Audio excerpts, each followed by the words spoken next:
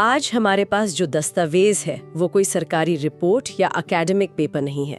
नहीं, बिल्कुल नहीं। ये बहुत ही निजी है, बहुत ही खास। ये भारत के मिल्कमैन के नाम से मशहूर डॉक्टर वर्गीज कुरियन का अपने पोते सिद्धार्थ को लिखा एक खत है। और ये उन्होंने 2005 में लिखा था। जी। और यही बात इसे इतना शक्तिशाली बनाती है। ये कोई पब्लिक भाषण नहीं है जिसमें शब्दों तो तौल तौल कर बोला जाए। हाँ, ये तो एक दादा के दिल से निकले शब्द हैं। बिल्कुल, जो वो अपनी अगली पीढ़ी को सौंप रहे हैं। इसे पढ़ना किसी महान इंसान के मन का सोर्स कोड देखने जैसा है। सोर्स कोड, क्या बात कही है। तो आज हमारी कोशिश यही रहेगी कि इस खत के जरिए इस सोर्स कोड को डिकोड किया जाए। हाँ, उनकी सोच को समझा जाए। हम उस महान व्यक्ति की सोच, उनके उसूलों और उनकी जिंदगी के मकसद को समझने की कोशिश करेंगे। ये शब्द जनता के लिए नहीं थे, बल्कि उनके अपने परिवार के लिए थे। तो चलिए इस गहरी और निजी सोच की परतें खोलते हैं। चलिए। खत की शुरुआत ही बड़ी दिलचस्प है। 2005 में वो अपने पोते को फोन पर बात करने और खत लिखने के बीच का फर्क समझा रहे हैं। हाँ, जो आज के समय में शायद और भी ज्यादा रेलेवेंट है। वही तो, वो कहते हैं कि टेलीफोन पर बात करने से तात्कालिक लेकिन क्षणभंगुर खुशी मिलती है। मतलब ऐसी खुशी जो तुरंत मिलती है पर हवा में घुल जाती है। हाँ। ये आज के जमाने में थोड़ा अजीब लग सकता है। खत की शुरुआत करने के लिए ये टॉपिक क्यों चुना गया होगा? मुझे लगता है कि ये कोई मामूली शुरुआत नहीं है। ये इस पूरे खत को मकसद तय कर देती है। वो सिर्फ एक चिट्ठी नहीं लिख रहे हैं। अच्छा। वो एक स्थायी विरासत बना रहे हैं। उनके शब्दों में, एक ऐसी धरोहर जिसे संजोया जा सके और सालों बाद दोबारा पढ़ा जा सके, और जिससे स्थायी खुशी मिले। बिल्कुल, वो टेक्नोलॉजी की बात नहीं कर रहे हैं, वो स्थायित्व की बात कर रहे हैं। मतलब वो कह रहे हैं कि जो बातें मैं कहने जा रहा हूँ वो व्हाट्सएप मैसेज की तरह नहीं है जिन्हें पढ़कर भुला दिया जाए। हाँ, बिल्कुल नहीं। ये बातें पत्थर की लकीर की तरह हैं जिन्हें सहेज कर रखने की जरूरत है। एक तरह का टाइम कैप्सूल। एकदम सही शब्द है, टाइम कैप्सूल। वो जानते हैं कि फोन पर कही गई बातें यादों में धुंधला जाती हैं, लेकिन लिखे हुए शब्द एक जिंदा दस्तावेज बन जाते हैं। सोचिए, वो कल्पना कर रहे होंगे कि सिद्धार्थ शायद दशकों बाद इन पन्नों को पलटेगा। हाँ, और तब उसे उनके जीवन के फैसलों की गहरी समझ मिलेगी। आज की दुनिया में जहां हर चीज इंस्टेंट है, instant noodles, instant messaging, instant gratification, वहां वो रुककर सोच समझकर कुछ ऐसा बना रहे हैं जो हमेशा के लिए टिके। ये एक बहुत सोची समझी शुरुआत है। बहुत। ये बताने के लिए कि आप ध्यान से सुनो, क्योंकि जो बातें आने वाली हैं वो बहुत गहरी हैं। और इसके बाद जो बात सामने आती है वो सच में चौंकाने वाली है। हम सब डॉक्टर कुरियन को अमूल और श्वेत क्रांति के जनक के रूप में जानते हैं। हाँ, जैसे कि ये उनकी नियति थी। बिल्कुल। जैसे कि डेयरी फार्मिंग ही उनका पैशन था, उनका सपना था। लेकिन खत में वो बताते हैं कि ये उनका सोचा समझा करियर था ही नहीं, ये तो बस एक इत्तेफाक था। हाँ, और वो उन रास्तों का भी जिक्र करते हैं जो उन्होंने नहीं चुने। वो लिखते हैं कि वो मेटलर्जी यानी धातु कर्म में किसी बड़ी कंपनी के सीईओ बन सकते थे, या शायद सेना में एक जनरल, या फिर अमेरिका जाकर एक कामयाब एनआरआई बन सकते थे। सोचिए, ये सारे रास्ते उनके सामने खुले थे और हर रास्ता अपने आप में बहुत आकर्षक था। यही बात मेरे मन में एक सवाल खड़ा करती है। आज के दौर में जब किसी युवा के सामने एक मल्टीनेशनल कंपनी में बड़ी नौकरी का ऑफर हो और दूसरी तरफ किसी छोटे शहर में जाकर समाज के लिए काम करने का मौका हो, तो ज्यादातर लोग क्या चुनेंगे? कुरियन के पास तो इससे भी बड़े और ग्लैमरस विकल्प थे। सही बात है। उन्होंने गुजरात के एक छोटे से कस्बे आणंद में किसानों के साथ काम करना क्यों चुना?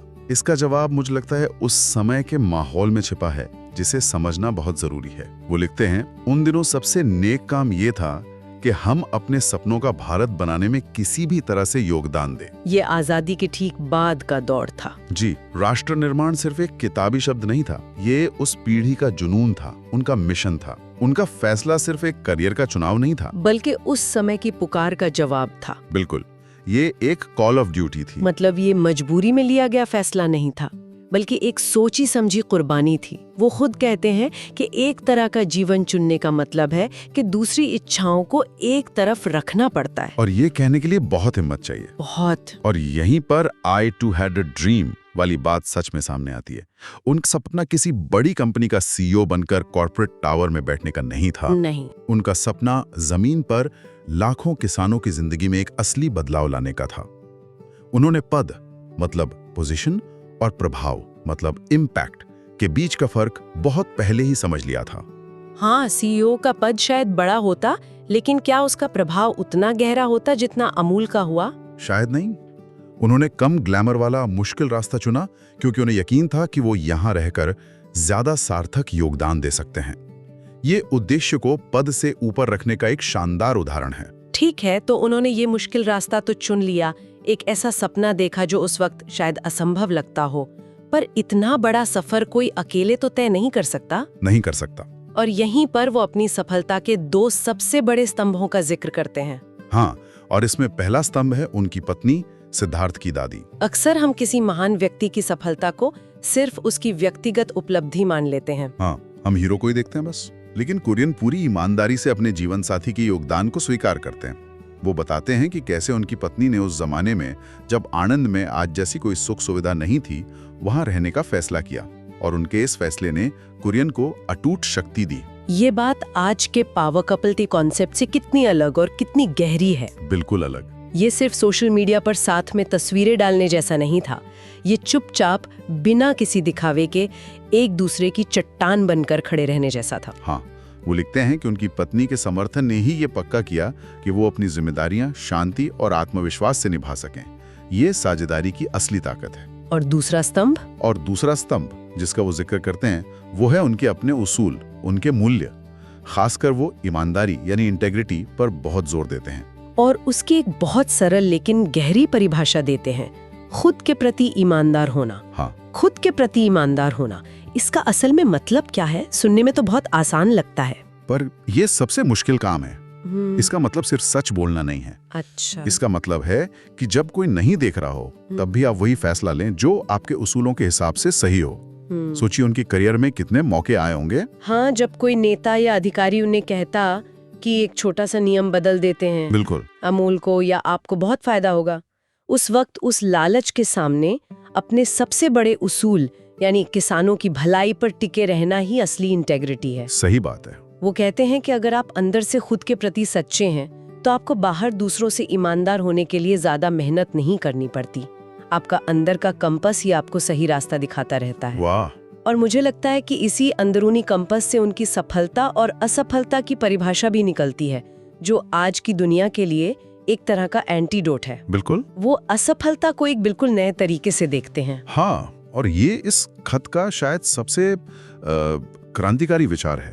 कुरियन के लिए असफलता सफल न होना नहीं है, ये नहीं है, बल्कि अपनी पूरी कोशिश ना करना और समाज की भलाई में चाहे कितना भी मामूली हो योगदान न देना है। जब मैं ये पढ़ रही थी तो मैं सोचने लगी कि हमारी पूरी परवरिश तो नतीजों पर आधारित होती है। हाँ, रिजल्ट्स पर। परीक्षा में कितने नंबर आए, रेस में जीते या हारे, आपकी सैलरी कितनी है। लेकिन वो कह रहे हैं कि ये सब बाहरी चीजें हैं। असली पैमाना ये है कि क्या आपने अपना 100% दिया। ये सोच पूरी तरह से खेल के नियम ही बदल देती है। ये दबाव को नतीजों से हटाकर कोशिश पर ले आती है, जो कहीं ज्यादा हमारे नियंत्रण में है। सही है। हो सकता है आप कोशिश करें और फिर भी सफल ना हो, लेकिन कुरियन की परिभाषा के हिसाब से आप असफल नहीं हैं। आप असफल तब हैं जब आप कोशिश ही नहीं करते, या जब आप सिर्फ अपने लिए काम करते हैं, समाज के लिए नहीं। बिल्कुल, ये एक बहुत बड़ी राहत देने वाली सोच है, खासकर आज के इस हाइपर कॉम्पिटिटिव दौर में। और इसी से जुड़ा है खुशी पर उनका नजरिया। वो कहते हैं कि लोगों के हालात और उनकी खुशी के बीच बहुत कम संबंध होता है। ये बहुत गहरी बात है। हाँ, वो सलाह देते हैं कि दूसरों से तुलना ना करें, क्योंकि हम अक्सर परफेक्शन यानी पूर्णता की तस्वीरें देखते हैं। ये बात तो वो 2005 में लिख रहे थे। हाँ, सोशल मीडिया से पहले। सोचिए अगर वो आज इंस्टाग्राम और लिंक्डइन का जमाना देखते, उनकी ये सलाह तो आज 100 गुना ज्यादा जरूरी हो गई है। बिल्कुल, हम सब दूसरों के जीवन की हाईलाइट रील देखते हैं, उनकी छुट्टियों की तस्वीरें, उनके प्रमोशन की खबरें, उनकी परफेक्ट फैमिली की तस्वीरें, और उसकी तुलना अपनी रोजमर्रा की साधारण जिंदगी से करने लगते हैं। हाँ, और दुखी हो जाते हैं। कुरियन हमें याद दिला रहे हैं कि वो सिर्फ तस्वीरें हैं, पूरी हकीकत नहीं। वो एक तरह से कह रहे हैं कि खुशी का रिमोट कंट्रोल अपने हाथ में रखो, दूसरों की जिंदगी देखकर अपनी कीमत तय मत करो। आपके पास जो है उसकी इज्जत करो। हाँ, और अपनी पूरी ताकत से समाज के लिए कुछ करने में खुशी ढूंढो। ये एक बहुत ही गहरी मनोवैज्ञानिक समझ है, खासकर उस व्यक्ति से जिसने पारंपरिक पैमानों पर इतनी ज्यादा सफलता हासिल की हो। खत का जो आखिरी हिस्सा है वो बहुत भावुक है और शायद इस पूरी बातचीत का सार भी। हाँ, पद्म विभूषण वाला किस्सा। जी, वो 1999 के पद्म विभूषण समारोह का किस्सा सुनाते हैं। जी। वो बताते हैं कि कैसे उनके पोते सिद्धार्थ ने, जो उस वक्त छोटा था, गर्व से उस मेडल को अपने गले में डाल लिया और बड़ी मासूमियत से पूछा कि क्या वो उसे रख सकता है। ये किस्सा पढ़कर तो सच में रोंगटे खड़े हो जाते हैं। और इस पर कुरियन और उनकी पत्नी का जो जवाब था, जी, वही इस खत की आत्मा है। क्या कहा उन्होंने सिद्धार्थ से कहा, बेशक ये मेडल तुम्हारा उतना ही है जितना मेरा, लेकिन तुम्हें सिर्फ मेरा पुरस्कार रखने से संतुष्ट नहीं होना चाहिए। तुम्हारे सामने चुनौती ये है कि तुम अपने जीवन में किए गए काम के लिए अपना पुरस्कार खुद अर्जित करो। ये कितना शक्तिशाली संदेश है। मतलब वो उसे विरासत में एक तैयार मेडल नहीं दे रहे, नहीं, बल्कि एक जिम्मेदारी सौंप रहे हैं। वो ये नहीं कह रहे कि देखो मैंने क्या किया, बल्कि ये कह रहे हैं कि अब तुम्हारी बारी है, तुम दुनिया के लिए क्या करोगे। अगर हम इसे बड़े परिप्रेक्ष्य में देखें तो ये सिर्फ एक पारिवारिक बात नहीं रह जाती। ये एक पीढ़ी का दूसरी पीढ़ी को दिया गया मिशन स्टेटमेंट है। मिशन स्टेटमेंट, हाँ। वो अपने पोते को सिर्फ एक धातु का टुकड़ा नहीं बल्कि एक मिशन सौंप रहे हैं। ये भारत की आने वाली पीढ़ियों के लिए कुरियन की उम्मीद है कि ये काम, ये राष्ट्र निर्माण का सपना उनके साथ खत्म नहीं होना चाहिए। सही बात है। विरासत वो नहीं जो आपको मिलती है, विरासत वो है जो आप बनाते हैं। बिल्कुल। वो सिद्धार्थ से कह रहे हैं कि तुम्हें अपनी लड़ाई खुद लड़नी है और अपना सम्मान खुद कमाना है। ये आई टू हैड अ ड्रीम का सबसे अहम हिस्सा है। सपना सिर्फ उनका नहीं था। नहीं, वो चाहते हैं कि हर पीढ़ी का अपना एक सपना हो। हाँ बिल्कुल।